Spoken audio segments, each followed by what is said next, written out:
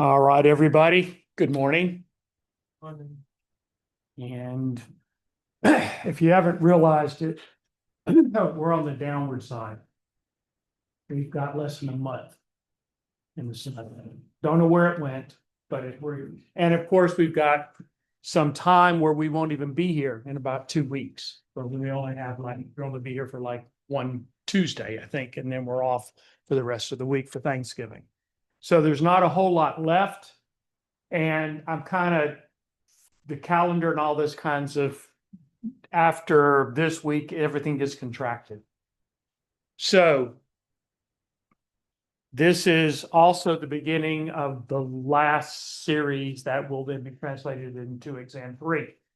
And remember, excuse me, in this class, we do not have a final exam. We'll have exam 3 on your last day, and then you're done. All right. I also have posted the last homework that you will do. We have one more quiz, I believe, but we had the final homework I just posted earlier this morning. All right. So with that, what I'm going to start with today is I'm going to go and we'll begin reproductive physiology. We'll do reproductive physiology. We'll transition into digestion system, and that leaves then the urinary system, the respiratory system to finish it out. All right. I'm going to be giving you I won't say short shift, but I'm going to give you contracted lectures for both urinary and respiratory because of time constraints. All right. Here in reproduction physiology, I probably could compact this if I tried really hard into one. I'm not, because I gave myself on the calendar a couple of lectures. The second lecture next week also, I think there's a quiz involved as well. So that's fine. So I plan on dividing this into 2 sections. So I'm going to explain what I'm talking about from the standpoint of reproductive physiology. We will focus on the differences between the physiological sexes. And what I'm going to do is I'll probably, for today, I'm going to get up to the point where we have fertilization, and then we'll stop, and I'll finish that next Tuesday. All right. So you might get out a little early today. So I'm sure you're going to find that extremely disappointing. Realize everybody has someplace to be at 9:30 is it 9? Yeah, 9:30. Okay. I'm going to be there too, since I visit with a speaker later on this morning. So after the seminar. So we all have someplace to be at 9:30, but you may have a chance to go get you an extra coffee or whatever it is you may want for a few minutes. All right. So with that introduction, what I want to start talking about today is reproductive physiology. And if you remember from the introductory set, this is the only system where there is going to be differences between what we think of as physiological male and female. That's because we procreate via sexual reproduction, and we have to have differences in sexes. So, okay, I don't know what's happening over here.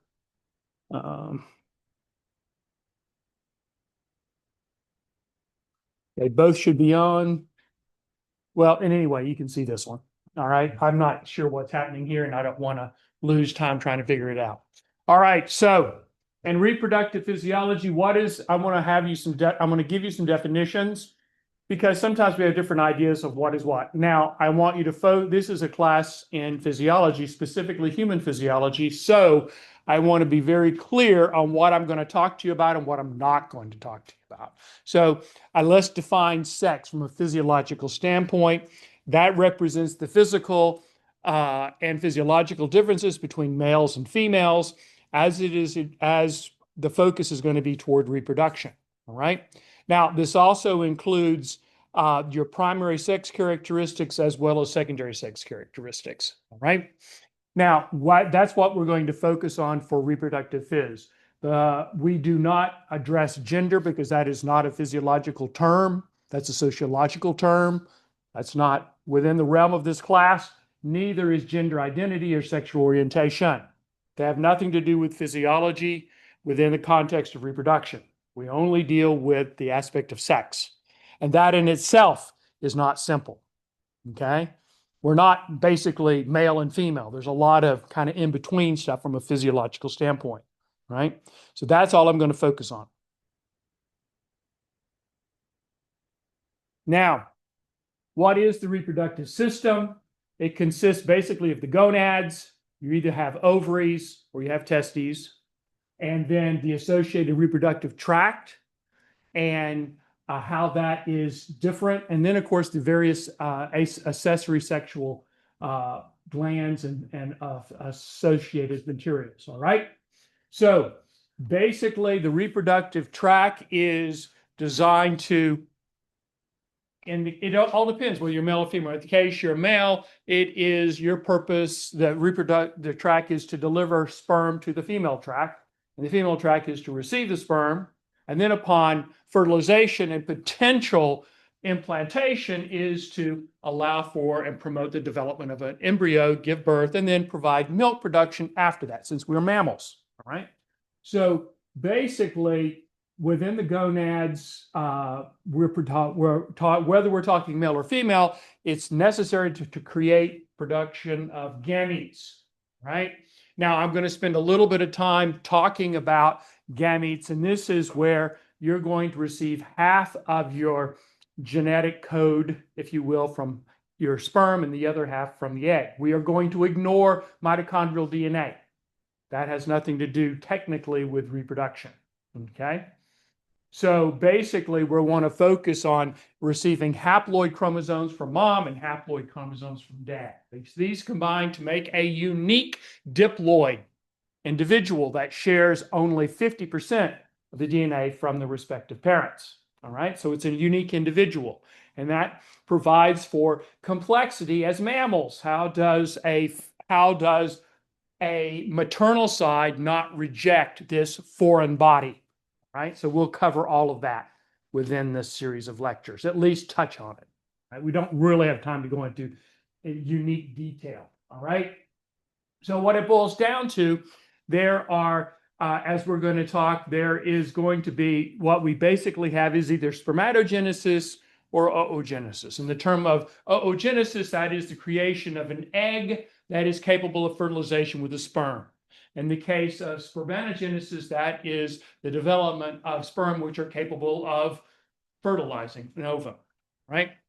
Now, there are hormones that differentiate male and female. We'll go into those. Basically, it's primarily, not uniquely, not exclusively estrogen in terms of female. And then for males, it's basically testosterone. And these are the two hormones which will direct the early differentiation to either male or female. All right. Now, so basically what I'm going to just remind you that reproductive system is the only system of which there are distinct differences between male and female.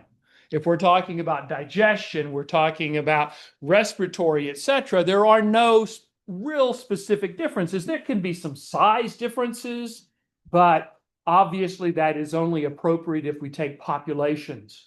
I can always cite individuals where we have a female that's bigger than a male or whatever.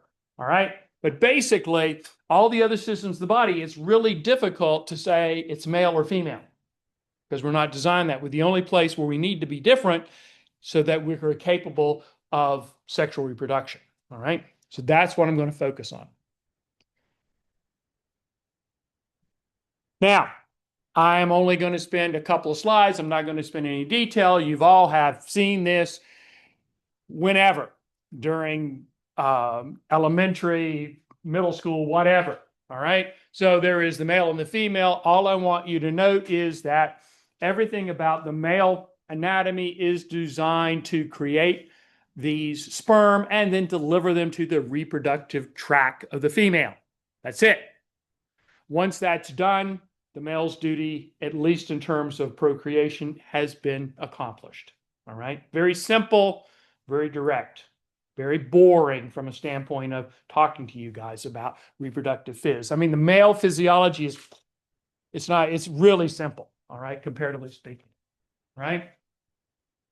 Now, and so basically the reproductive tract, it'll begin with a testis. Then we go to syniferous tubules, and we'll work our way down until we essentially exit via the penis. And then there are all these secondary sex organs. We talk about, like, for instance, the prostate I've mentioned in cancer. This is providing secretions along with other things. And the whole point is to support these sperm and to facilitate their delivery to the reproductive tract. Very simple. In the case of the female, it is designed to receive that sperm. All right. They're to be deposited within the vagina. At that point, those sperm then travel up the reproductive tract. They go through the cervix, they go into the uterus, they go into the uterine horns, where they then may encounter a mature egg capable of fertilization. All right? Let's presume that there's fertilization. We're not pregnant yet. Let me clarify that. Fertilization does not mean pregnant. Okay? Now, all life begins with a fertilized ovum, but that you are not pregnant. You are only pregnant when you get implantation of that embryo in the uterine wall. And then then you get the development of an embryo and so on. All right. We'll get into that. But that is also the goal of the female reproductive tract. Assuming that there is implantation, it's going to support the development of this foreign body and not reject it. Then upon partition or birth, and then we need the goal of the female reproductive tract associated with accessory organs, i.e. the breasts, is to provide milk and support nutritional as well as immunological support, which we've already touched base on in the last series. All right. So these are the reproductive tracts between the sex, and there are specific differences. All right. Now, what it boils down to is we need these gametes. They need to be haploid. They need to be single-stranded DNA capable of combination between the sperm contribution as well as the egg contribution. All right? So this is basically sexual reproduction. So what it boils down to is most cells in the body, all cells in the body, with the exception of gametes, only undergo mitotic division. Mitotic division means you get a doubling of the DNA, they split into respective daughter cells. Everybody's familiar with mitosis, all right? In reproductive physiology, we introduce a different concept, and that's called meiosis. And that's the exact opposite. So instead of doubling the DNA, we half it, okay? So basically, you have 46 chromosomes, okay? 23 are, and they are pairs, all right? Half of them come from mom, half from dad, all right? Now, in order to get these gametes, which are capable of fertilization, we have to undergo meiosis, right? So that's what we're going to talk about. So instead of diploid, which is the standard cells in your body, with except your gametes, when you get these functional gametes being produced, they're haploid. And they are only then are you capable of fertilization under normal circumstances. All right. Now, upon fertilization, we get a fertilized ovum, which represents the combination of the male and female contributions, and we have a unique individual, which I've already emphasized. Right? Then this new unique diploid cell undergoes mitosis and differentiation, and ultimately becomes the 76 or so trillion cells which make up you, each of you. All right. So there are also different delineations of sex. Yeah, there are. All right. So it's basically along a timeline. So we first have two haploid cells. Okay. We have a sperm, we have an egg, they combine, they make a new unique diploid cell. All right. Now, what I want to focus on is that there are also sex chromosomes. These will determine sex, right?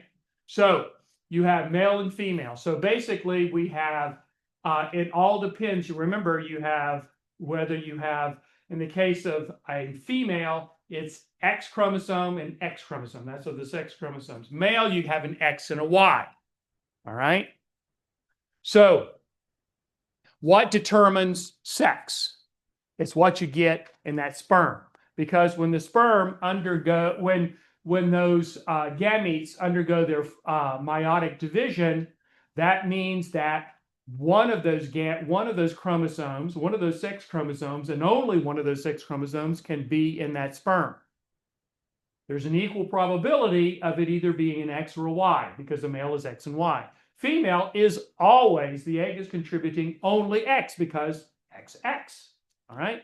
So you have XX for the egg, and you have XY for the sperm. So the female will only be contributing the X.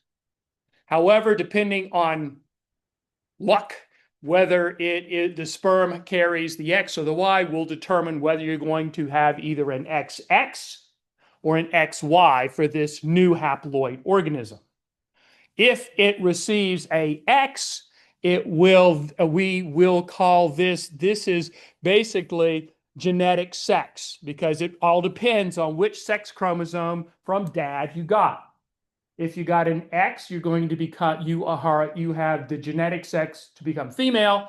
And if it's a Y, you have the genetic sex to become a male. All right. But this is just the beginning. So we have this fertilized ovum. It either has XX or XY for its sex chromosome complement. And this then will initiate what will develop. All right.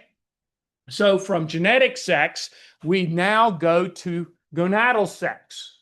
So depending on whether you got the X or the Y, you will either go down the female lineage or the male lineage.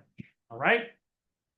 So basically, if we have the XX, that simply means that there is no Y chromosome and there is no associated XRY or HY antigen. So basically, that is that everything will develop into an ovary. All right. Now, so this is fine. And however, and this is the default pathway. The default pathway is female. Okay. That's one way to look at it, ladies. That's the default pathway. Guys, you're not default, you're specifically made because you get that Y chromosome. All right. So the default pathway is to you progress into ovaries. If you get the Y chromosome, that means you're going to be destined to have a basically going to a testicle. So how does that work? All right. So in the female, we're having the default over here. In the male, something's got to move you away from a female pathway. And so basically that's that SRY antigen. And basically what that does is it's designed, the whole process of getting that Y chromosome is designed to take you away, deflect you from developing the female pathway, and then convert over here so that you get a testes. So you need to both block the female track, and that's why you have this HY antigen and so forth, and then push you over here toward a testes. Now, the goal here is to either get estrogen or testosterone, right? So over here in the male, you're going to get testosterone. Testosterone is going to promote the development of the male tract, all the classic female tract, classic male tract. Also, is going to result in melanoid inhibiting factor, which is going to block the development of the female tract. So simultaneously, you are blocking female default tract and promoting only the testes tract. All right. And it all comes down to the testosterone. So basically, all of this is present during the developing embryo. And so ultimately, the goal is if we get a male, we're going to get testosterone, we're going to get melanoid inhibiting factor, we're going to end up with a male phenotype, which is now phenotypic sex. In the case of getting that X from dad, that means that we are not going to have, we're going to be going into default mode. And so obviously we will not be having, we don't have any melanoid inhibiting factor, etc. We don't, we get the generation of the Warfarin tracts and so on. So we by default get female. All right. And then we get the female phenotype, again, in phenotypic sex. So there are 3 levels of sex, depending on where you're at. Upon fertilization, you have genetic sex, whether you get the X or the Y chromosome from the sperm. All right. This will then dictate the development of the gonads, whether it's going to be an ovary or a testes. And this represents the gonadal sex. Depending on whether you have a testes or an ovum, you're going to get basically testosterone, a Mullen inhibiting factor from the testes, which is going to then result in male phenotypic sex development, or you're going to have the default lineage, which ultimately becomes female phenotype. Okay, so 3 levels of sex.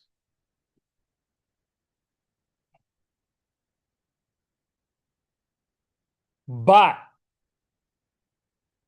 that's an oversimplification. Okay. So generally speaking, you can presume, okay, so every newborn baby is a male or female. Either it has a vagina or it has a penis, right? Stop. No, it isn't. It isn't necessarily that way. So there are actually individuals that do not have any clear, they don't have a clear male or female track at birth. So what are they? Don't know. I mean, well, you don't know at the time. And there is a small fraction that could be classically what we would call hermaphroditic, and they express both. All right. So I just want you to realize that within this, it isn't all male or all females. In some cases, they can present one phenotype, but as they develop in age, they're not changing. It's just that during their development, maybe an ovary develops or something like that. So these are not insignificantly small numbers. They do represent something. And of course, in endocrinology, it also depends. Some cases you get XXY, so they get additional chromosomes. And that has other implications, which I do not want to get into. All right. So once a field of endocrinology and deals with sexual reproduction and deals with all of the variabilities that can result when they don't get XY. All right.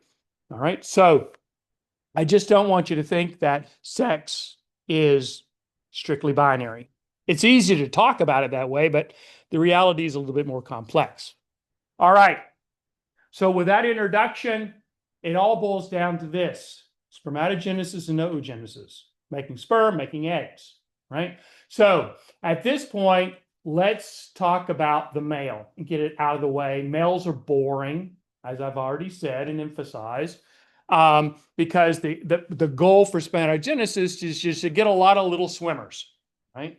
Now, you need to get billions of swimmers, but only one, I repeat, only one is capable of fertilization. So how do we get those swimmers? We get it through spermatogenesis. And spermatogenesis represents a combination of 2 meiotic divisions. And so let's talk about this. So in the male, we have testosterone being produced during the earliest aspects of development of an embryo because it determines sex, right? Now, we have that testosterone is going to be all the way through embryonic development. However, post-birth, that testosterone levels drop to basically nothing. They don't re-engage until puberty. Now, when puberty happens, that means that we're going to engage with the capability of spermatogenesis. That is the ability to produce sperm. So let's walk through spermatogenesis and the meiotic divisions and what's happened and what is the product, right? So we get up here, we begin with the spermatogonium, right? Now the spermatogonium undergoes mitosis to make spermatogonia, all right? Now these spermatogonias, each of the daughter cells is capable of making sperm, right? So that's, and of course, again, the whole point here is to get lots and lots of sperm. All right, so we have a spermatogonia, right? Now, it is still haploid. It is still haploid, but and it is still a single. They're diploid in number, but and single strands. All right. Now, what happens is those then undergo division, and we get our primary spermatocytes, which are diploid but double-stranded DNA. All right. So these are not capable of fertilization with an egg. It doesn't work. So because number one, they are diploid and they have double-stranded DNA. So they undergo their first meiotic division. So every one of these primary spermatocytes undergoes division, resulting in secondary spermatocytes. These secondary spermatocytes now go from diploid to haploid. So they have half the chromosomes, but they're still double-stranded DNA. This requires a second meiotic division step, which results in the formation of spermatotids, which basically are haploid and single-stranded DNA, and each one of these spermatotids becomes a spermatozoa or a sperm. All right? So now it contains half the chromosomes and single-stranded DNA. Okay? So this is the only, and this is capable of fertilization. None of these are here. Note that for every primary spermatocyte or spermatogonia, we're going to go from 1 to ultimately 8 spermatozoa. Okay, so we're just going to be increasing the sperm at the end, right? For this is male. All right, so pretty straightforward. Now, where does spermatogenesis occur? It occurs obviously in the testes. So let's discuss that microenvironment. There are two cell types that I want to bring to your attention that are associated with the testis, which play a role, a quite necessary role in spermatogenesis. Okay, the first one up here is the Leydig cells that it isn't responsible directly for spermatogenesis, but that is the source of testosterone. And you cannot have spermatogenesis without testosterone. And we know what everything else that testosterone does. We've mentioned the phenotypic sex and all of that. All right. So where does spermatogenesis occur? It occurs between adjacent Sertoli cells. And the Sertoli cells is the microenvironment for spermatogenesis to occur. So basically, you have a basic membrane up here. You have all your spermatogonia. They're undergoing mitosis, etc., and all these levels of meiosis.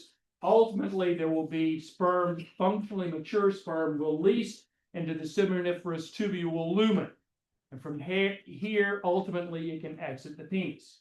All right. Now, you also have a number of issues I want to bring up. You have tight junctions, which will keep blood from mixing with these developing sperm. You also, the reason for these Sertoli cells, note that spermatogenesis isn't happening in the cell, it's between cells, between adjacent Sertoli cells. The Sertoli cells also act, so during these divisions, there can be aberrant cells. Part of the role of the Sertoli cell is to take care of them and remove them. So we only have functional sperm at the end.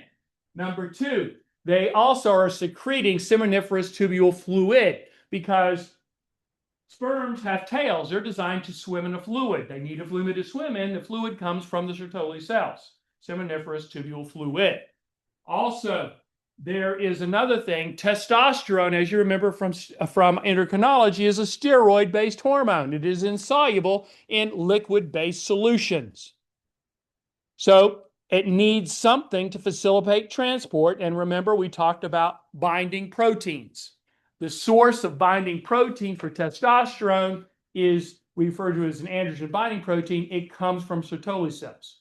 So even though the Leydig cells are making testosterone, the Sertoli cells make the binding protein to carry that steroid hormone. In addition, the Sertoli cells are the sites for FSH and LH. They will also, in regard to FSH, they will express a hormone all of their own called inhibin.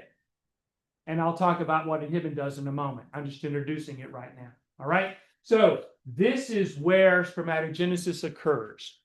Ultimately, you will have the release of mature sperm into the seminiferous tubule lumen, and they then are capable of fertilizing an ovum, assuming they are becoming the presence of a mature fertilizable ovum.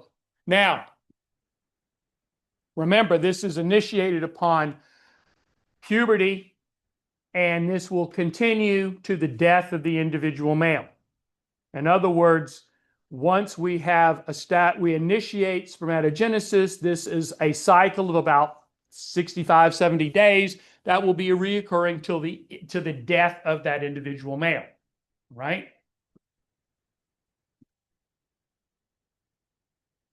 Now, here is the sperm. This is the product of spermatogenesis. Now, let me just kind of go over this for a moment. So we have a head and a tail. The tail is locomotion. That's the little swimmer. So it consists of microtubules. They have to have some power source. So there are mitochondria along here providing ATP power source for fluctuation and movement of this. So this enables this sperm to swim, if you will. Now, in the head, we have the payload for delivery to the egg, and that is the DNA that's associated, right? Now, out on the surface of the head, we call this the acrosome. What this contains, and we'll get to this when we get to fertilization, there are enzymes there that are designed to facilitate the burrowing in, if you will, of the sperm into the egg and delivery of the sperm contents to the egg, right? We'll get into that later, all right? Now, let's go. I also told you earlier that reproductive physiology is basically endocrinology. This is all about hormones. You already know the role of estrogen and progesterone, right? So what I want to talk to you about is how all of these things work. And again, we're focusing on the male. Everything's fairly simple. So let's begin here. So we know from our endocrinology that everything starts for these sexual hormones, everything starts with the hypothalamus. The hypothalamus is secreting gonadotrophic releasing hormone. This is either LH releasing hormone or FSH releasing hormone. Together we call these gonadotrophic releasing hormones. They travel via the blood to the anterior pituitary where they will initiate the secretion of LH and FSH. Okay? They then travel via the blood, in this particular case, to the testes. All right? So basically what they're doing is FSH targets the Sertoli cells. Remember, Sertoli cells are involved primarily with spermatogenesis, as well as they also produce inhibin. Inhibin is a negative regulator only, I repeat, only for FSH. It has no role in controlling LH. It's only FSH. Therefore, it only acts on the anterior pituitary. It does not go all the way up to the hypothalamus, right? Now, we have spermatogenesis. That's a primary job of Sertoli cells. Now, LH targets the Leydig cells, where they're going to then secrete testosterone. Now, testosterone is responsible not only for, the secondary sex characteristics and so forth, post-puberty, guys' voices are changing, maybe they're growing taller, whatever. All of those things can be attributed to testosterone, but the testosterone is also critical for maintaining the Sertoli cells towards spermatogenesis. So if you have no testosterone, you do not have spermatogenesis, even though there is not a direct impact. Okay? In terms of regulating it. It's helping to promote the Sertoli cells, so therefore spermatogenesis. And then, of course, we have our maintenance of accessory reproductive organs and so on and so on. And remember, I've talked to you about this is a nice place to engage this part. So what do you think is the oldest example of tissue engineering? The oldest example of tissue engineering. Anybody? Okay. Yes. Pardon me? IVF? No. Back a little further. Thousands of years further. Thousands.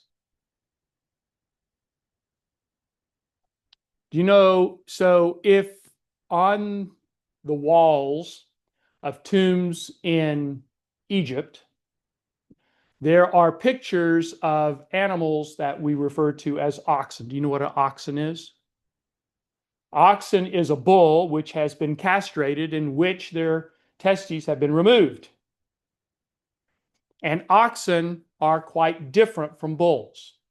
So bulls which have an intact testes are going to have lots of testosterone. We think of bulls as being what? Aggressive. They're aggressive. They have their and that's the primary problem. They're very aggressive. So thousands of years ago, man discovered that if you remove the testes, a bull can now become an oxen. An oxen is very docile. It's not aggressive. There is, muscle rearrangements and so forth. Their muscle distributions are quite different.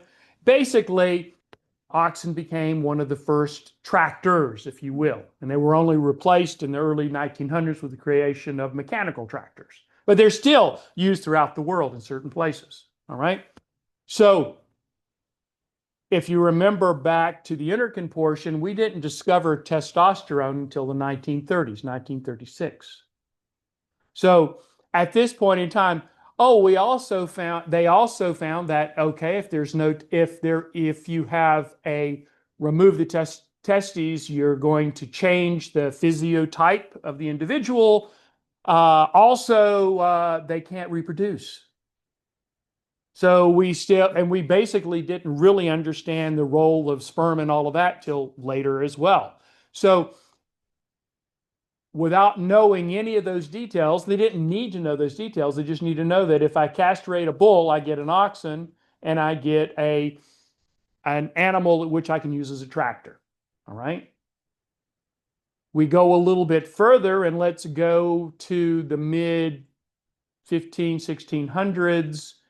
And we can talk about, actually before the Ottoman Empire. So yeah, that's before the 1500s, 1400s. So there was a time when this would be in Constantinople before it became Istanbul, that one way at which poor families could get the boys a good potential employment in later years was to be a part of the church choirs. At that time, there were only male participants. Okay.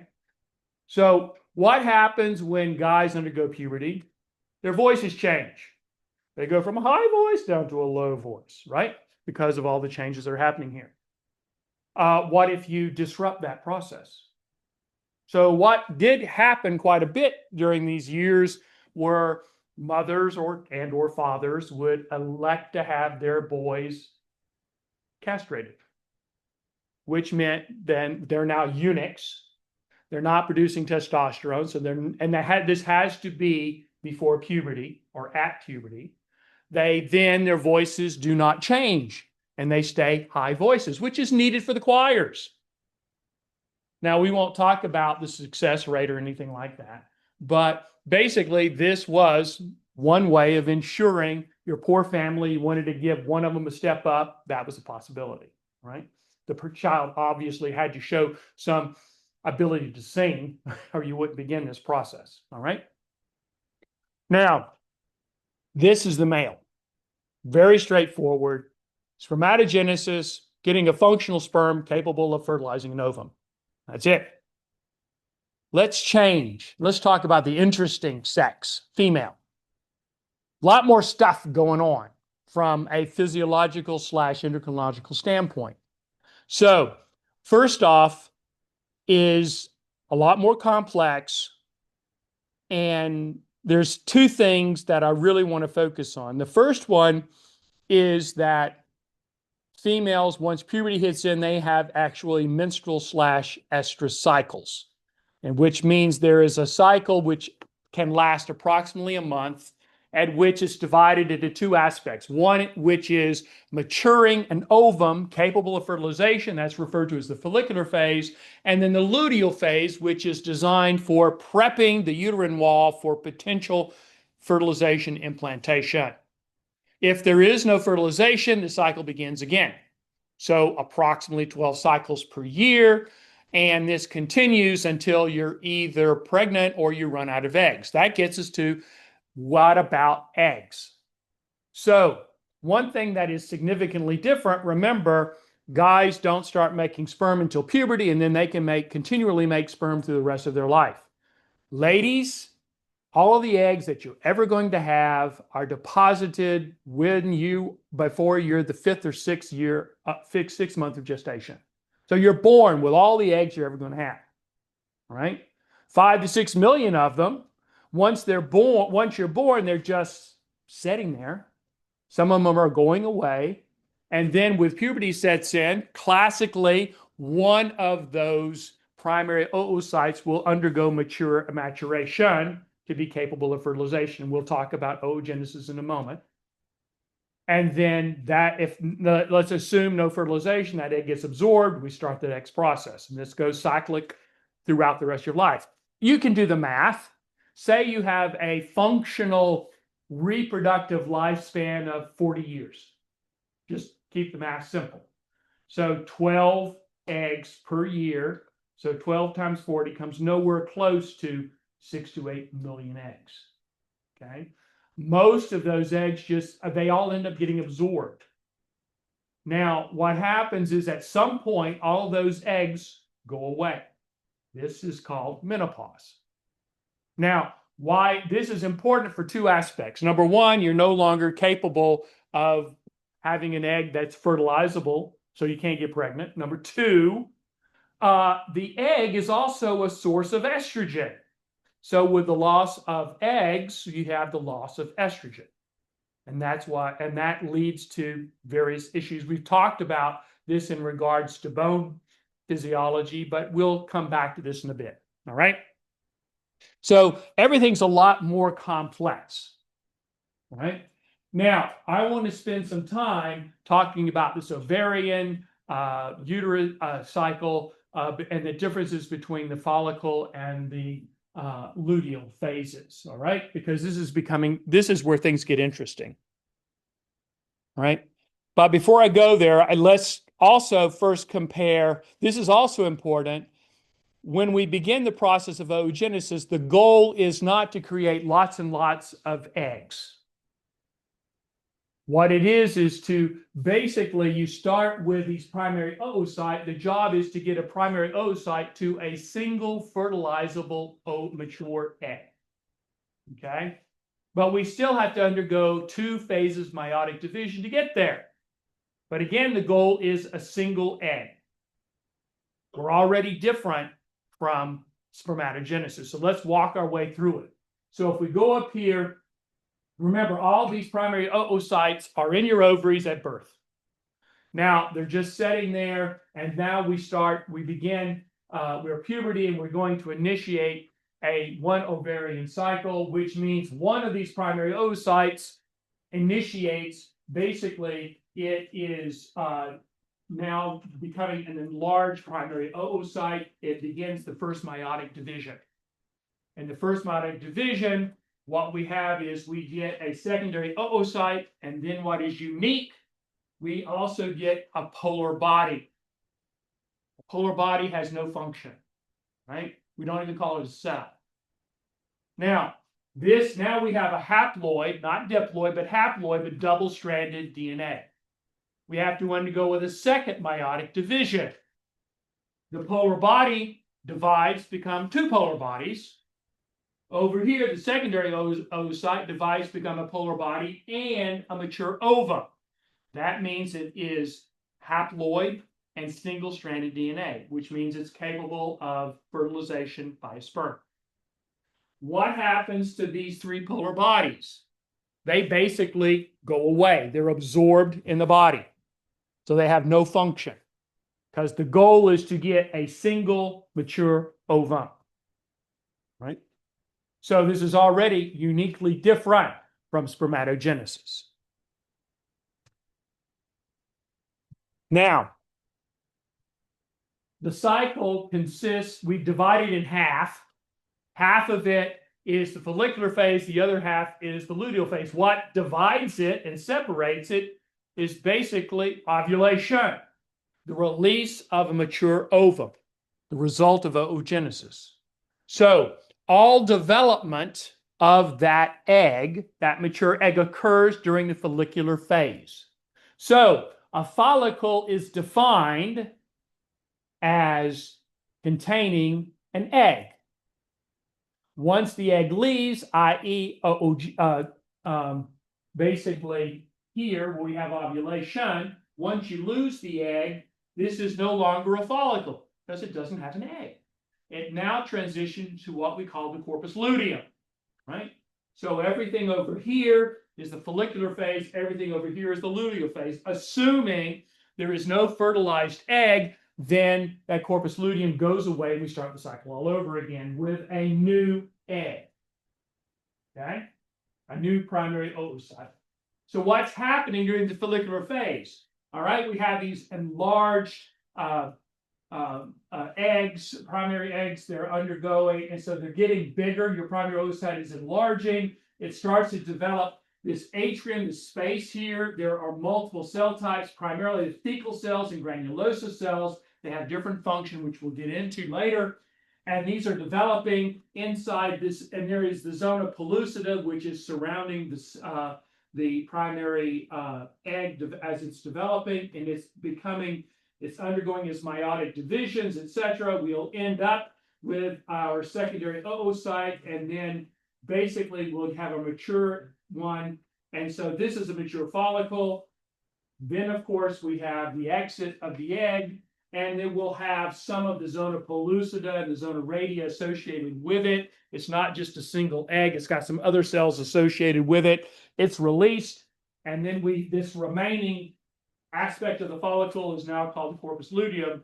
Its job is to promote the uterine wall and prepare it for potential fertilization and implantation. Okay? So the default is while you're developing that egg capable of fertilization, you're also developing, promoting the development of the uterine wall to potentially receive a fertilized ovum via implantation. Nothing happens. You don't get pregnant. You begin the cycle over again. Now, what is that cycle? That cycle can be whatever. If I was to ask all of you ladies here, you would all have differences. Okay. Some of you are, say every 28 days, every 30 days. Some of you are, I'm 28 days here, I'm 24 days here, I'm 32 days here. There is no, it's all over the place. All right. So by convention, I usually divide it into 28 days because it's easier to talk at 14 to 14. Okay. So what's happening during these phases? So basically, again, remember up here, the whole point is to get a fertilizable egg. It's released with ovulation, and then we get a corpus luteum. Corpus luteum is designed to promote the uterine wall development to assist should there be fertilization and implantation. So we can divide it into 3 phases. So we have the secretory phase, which is associated with the luteal phase. And then we have the proliferative phase, which kind of takes the tail in toward the end of the follicular phase and up here toward ovulation. And then we have something called the menstrual phase. What is the menstrual phase? This is the actual, the bleeding phase. What does that mean? So we've had a complete cycle. We have had we've had our follicle. We now have the tail end of the corpus luteum. It gets absorbed. When it gets absorbed, that means there are no more hormones that it's producing. There's no more promotion of the uterine wall. So basically, it is everything that's deposited during that month, those days, goes away, gets sloughed off. That the lining gets sloughed off. it gets released, and this is when, you know, you're going to have sanitary napkins or tampons or whatever, because depending, and not everybody's the same there. I mean, after all, you sell Tampax, you have low absorbance, max absorbance, max absorbance, and so forth. All right. I've been married for a long time. We don't worry about this now. We're well past that, but I've bought my share of that kind of stuff over the decades. You don't worry about thinking about that stuff, guys. No, doesn't matter. Just necessary functions of life, or necessary functions of husbands to buy that stuff. All right. So the menstrual phase basically is the stuff that's deposited here, which is going to be removed and gets released, and then we start the whole process over again. So each cycle, you're having the growth of the uterine wall and its development, and then it goes away. We start it up and go again. And this cycle will continue unless it gets disrupted by two things. Well, we'll talk about the pill later, but the first thing is you get pregnant, and number two, menopause, right? One's transitional, the other one is permanent. That I don't want you to think that this is all ongoing at the same. This is just showing the temporal sequence, and it is associated with the ovary. Right? So let's talk about the hormones. That's the most fun part. Remember, I'm an endocrinologist, and that's the fun part. Right? So we get up at the top panel. This is FSH and LH. Remember, they're products of the anterior pituitary. Now, what I want you to focus on, these are the blood levels. They actually, you see two sharp peaks. They occur right at the transition point between the follicle and luteal phase. Actually, they are unique. The reason they're there is because they play a pivotal role in ovulation, or the release of the egg from the follicle. All right. Dropping on down to the top panel, we see estrogen and progesterone peaks. If we talk about estrogen, we have two peaks. We have a peak that occurs during the follicular phase. We have a second peak that occurs during the luteal phase. If we talk about progesterone, we only see a single peak in the luteal phase. So you only have progesterone as a source. Its source is the corpus luteum, right? The follicle is the source of estrogen, and the corpus luteum is the source of estrogen. Hence, two peaks. Now, basically, so if we go with a 28-day cycle, 14 representing the change or ovulation, I want you to note that the estrogen peaks right just before that, and that's associated with the peaks in LH and FSH. Then both estrogen and progesterone form a high level that just goes up slowly and then goes back down. All right. So these are what I want to focus on. So let's now just focus on the hormones. All right. So let's flip it over here. Up top, we have our double peak of estrogen and our single peak of progesterone. Then we have our very sharp spikes of LH and FSH right at ovulation. Right. Now, I told you the female is a lot more complex. So what's happening during the follicle depends on where we're at in the follicular phase, whether it's early or mid or late. And then, of course, we have to get to a transition point. So the follicle and the corpus luteum are two different things. I want you to think of those as being two different physiological states. Make it really easy. Egg in, egg out. Okay? Now, so egg in and out, that means we're transitioning between states. So that means we have what? Positive feedback, because we're not maintaining that egg. We don't want to keep that egg in the follicle. We want to get the bloody thing out. Okay? So let's talk about, and I'm very specific here, regulation of hormone secretion during the late follicular phase. Right? Now we're talking about estrogen. Remember, just like with testosterone, everything begins with the hypothalamus. The hypothalamus is releasing gonadotrophic releasing hormones.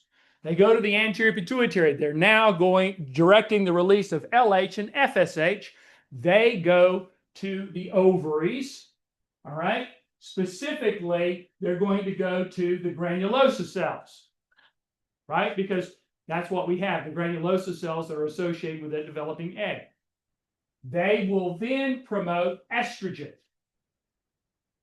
Estrogen will have positive feedback.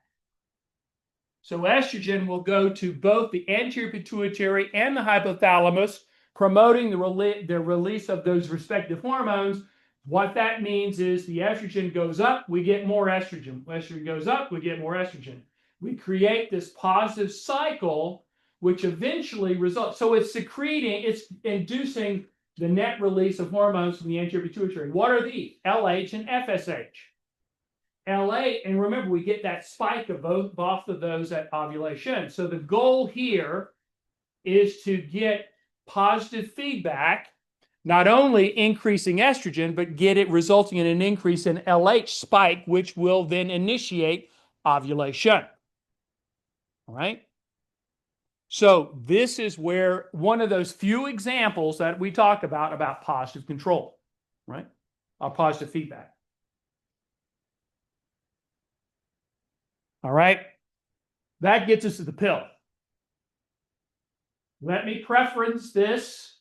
I don't set on any particular, all I'm doing is talking about how it works, right? So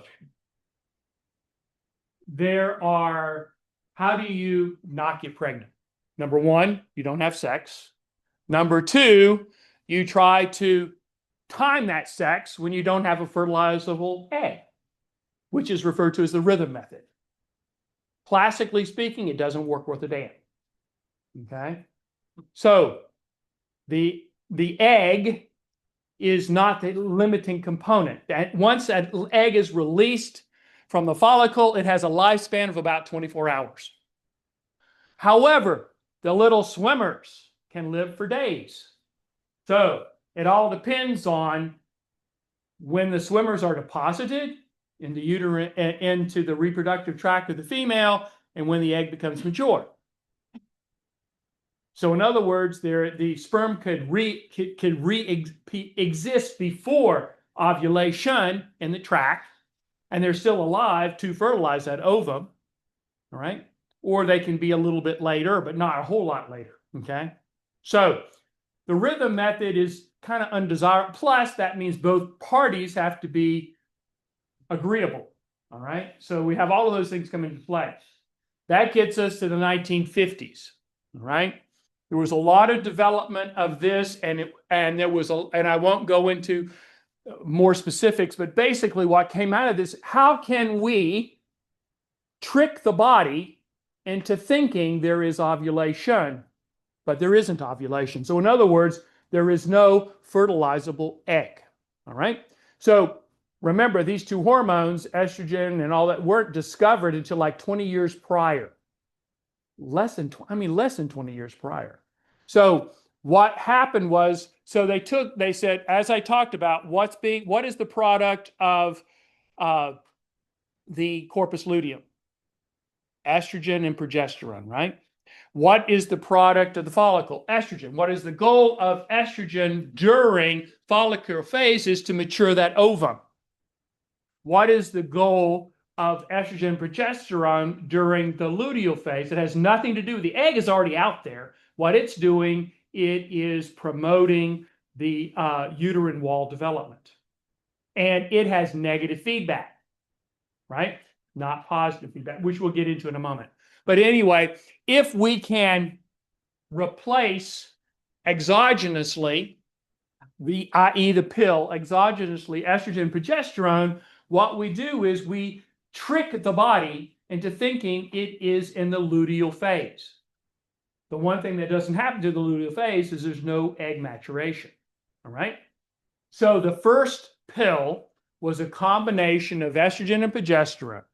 The way it's still sold today is in a round circular pack, and there's 28 pills in there. That's a classic pill pack, 28 pills, and you take a pill once a day. The thing you don't know, unless I tell you, is that not all of those 28 days pills contain estrogen and progesterone, right? So the goal here is to trick you to think that your body is in a luteal phase.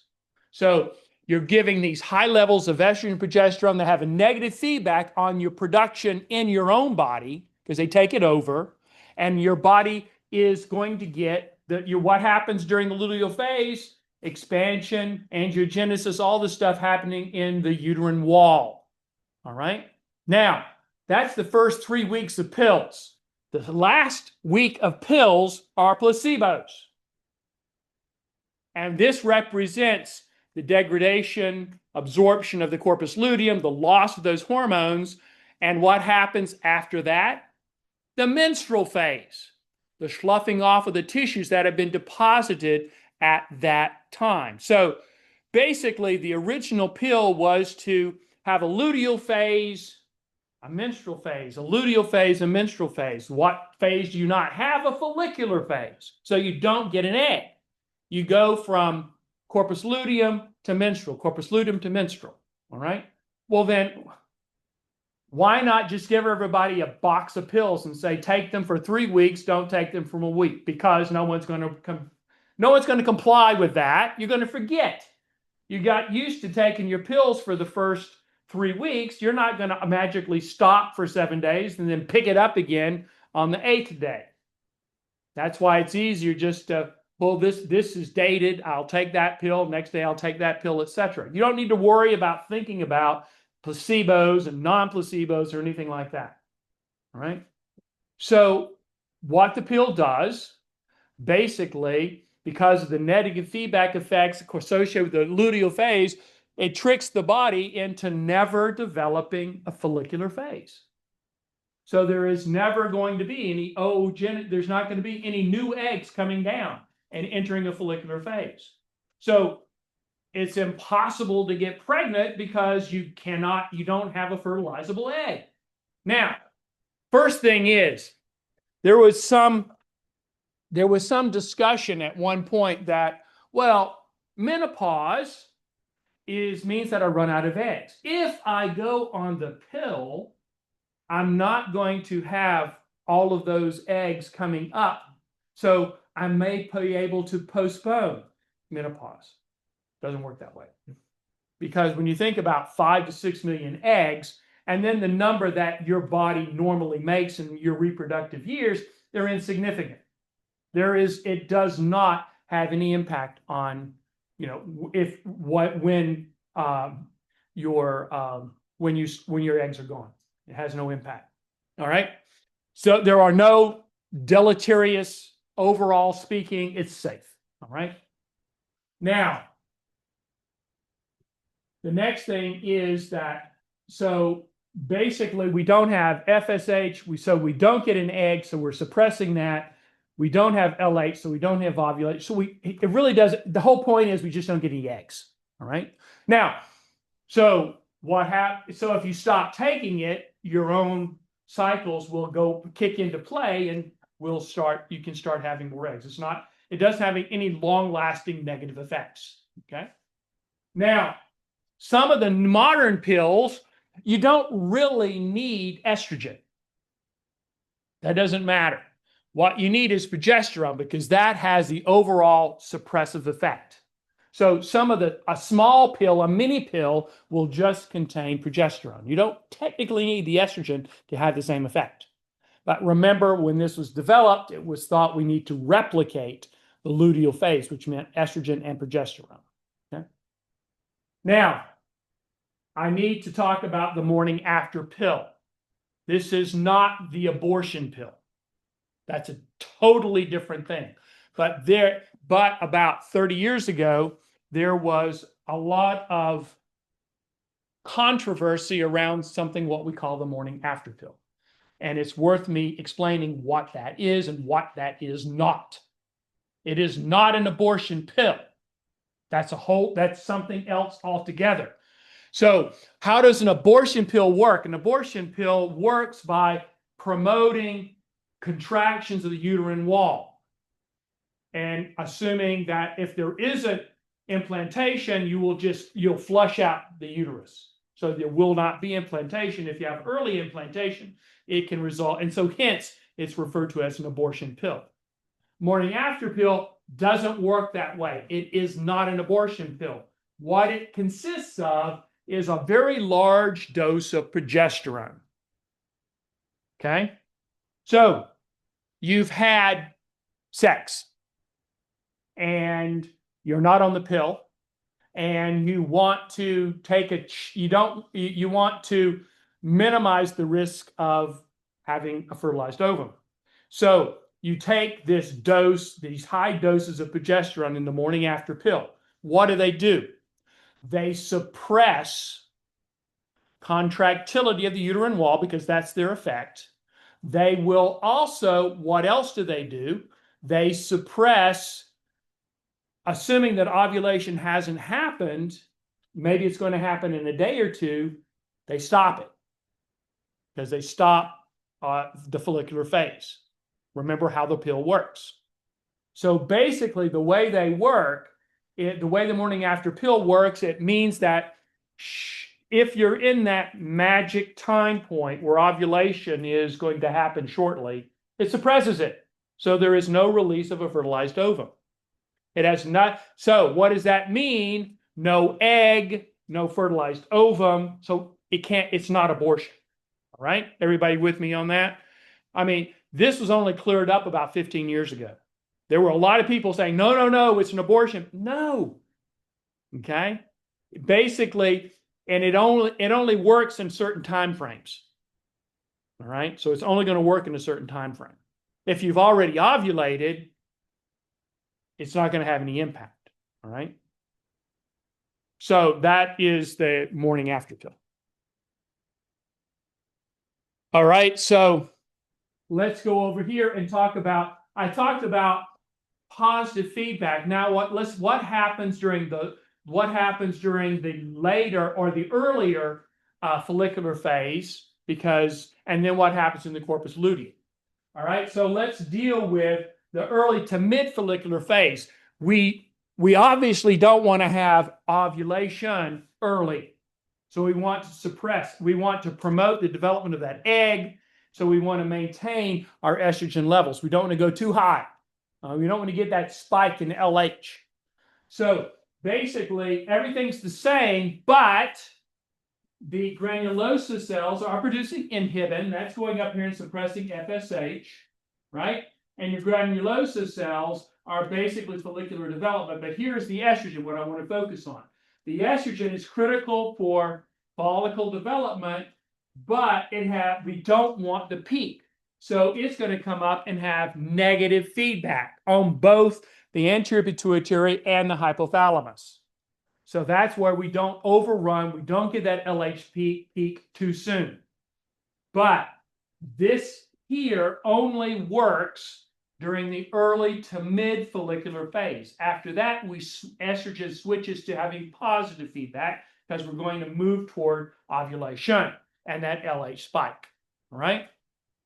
This over here on the far right panel represents what's happening to the corpus luteum. So the egg is gone. We now no longer have a follicle, we have a corpus luteum, and we have the production of estrogen and progesterone. Now, estrogen, everything's coming from the corpus luteum, both estrogen and progesterone. Now, the estrogen is being secreted. There's also inhibin being secreted, but aside from inhibin having a specific inhibitory effect on the anterior pituitary and release of FSH, estrogen does not have a regulatory role because it's overridden by progesterone. Progesterone becomes the regulating hormone, and it is negative feedback. It goes to both the anterior pituitary as well as the hypothalamus and has negative feedback and keeps us from overgoing. And since all of those LH and FSH are going to regulate the production of both, by progesterone regulates production of both estrogen and progesterone. Okay? So estrogen doesn't even play a regulatory role during this aspect.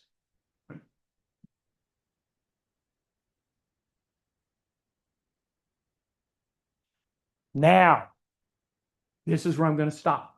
I told you when I started this discussion that I would get to the point of fertilization and then I would stop and we'll pick this up the next one. So I've got a couple of minutes. I've got 10 minutes. So don't worry, I'm not going to take it all. But what I want to talk to you about is I want you to remember what are the different types of sex. Okay. So, and then male and female, and what's happening during spermatogenesis, what's happening during oogenesis, and then what's different between the sexes. Then, of course, the ovarian cycle, the uterine cycle, whatever you want to call it. What are the differences of what's happening during the follicular phase and the luteal phase, right? The thing to remember, again, focusing on the female, is that assuming there is no fertilized egg and no potential pregnancy, then at the end of the luteal phase, that corpus luteum goes away and we start a new menstrual phase by sloughing off what's been deposited in the prior, initiating a new follicular phase, new corpus luteum, and that cycle goes around and around and around until you run out of eggs, right? So what we will be talking about next Tuesday is what happens if there's fertilization. All right. What are different things are happening. So we will start that. We will have that discussion next Tuesday. And I think we will have we'll have a quiz on that on Tuesday as well. All right. I think it's quiz 6 or something like that, whatever it is. Maybe not. I think we have a quiz. But anyway, I will finish this. All right. And then we'll have on Thursday, I think we start having we'll have digestive system and go on from there. All right. Okay. So that's it. Hope to see you guys at seminar in the next 20 minutes or so. Yes. Yes. Yes, it has, and the quiz has because you had an exam, and we don't, and it's not, everything's non-cumulative, so all this, the one that is. Yeah.